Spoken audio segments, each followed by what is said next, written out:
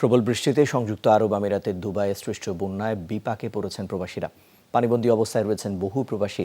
নেই বিদ্যুৎ এবং ইন্টারনেট সেবাও। সর্বশেষ পাওয়া খবর অনুযায়ী বন্যায় প্রাণ গেছে এক বাংলাদেশির। দুর্গত এলাকায় বসবাসরত বাংলাদেশিদের অবস্থা পরিদর্শন করেছেন দুবাই এবং উত্তর আমিরাতের বাংলাদেশ কনসাল জেনারেল জনাব BM জামাল হোসেন। খুব দ্রুতই এই ভোগান্তি থেকে উদ্ধার করা হবে বলে জানিয়ে আশ্বস্ত করেছেন প্রবাসীদের। সংযুক্ত আরব আমিরাত থেকে সহকর্মী মেহেদি রুবেলের প্রতিবেদনে বিস্তারিত। মঙ্গলবার থেকে বাণিজ্যিক শহর দুবাইকে যেন মনে হয়েছিল অপরিচিত কোনো এক শহর।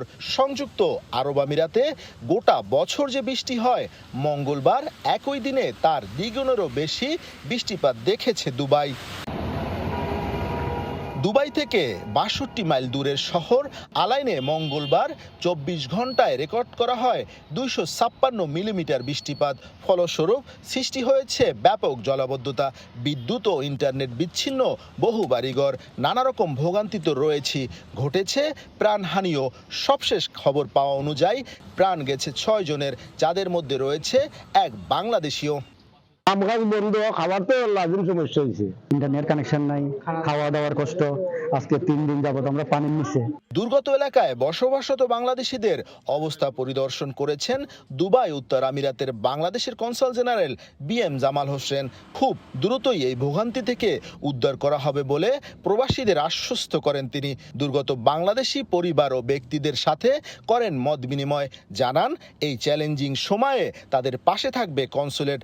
আশ্বস্ত করেন, এই দুর্যোগ কাটিয়ে উঠতে তাদের সব ধরনের সাহায্য করা হবে।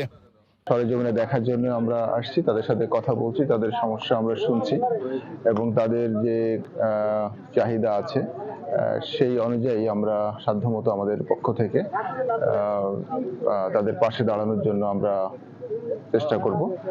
এরই মধ্যে অনেকটা উন্নতি হয়েছে বন্যা পরিস্থিতির।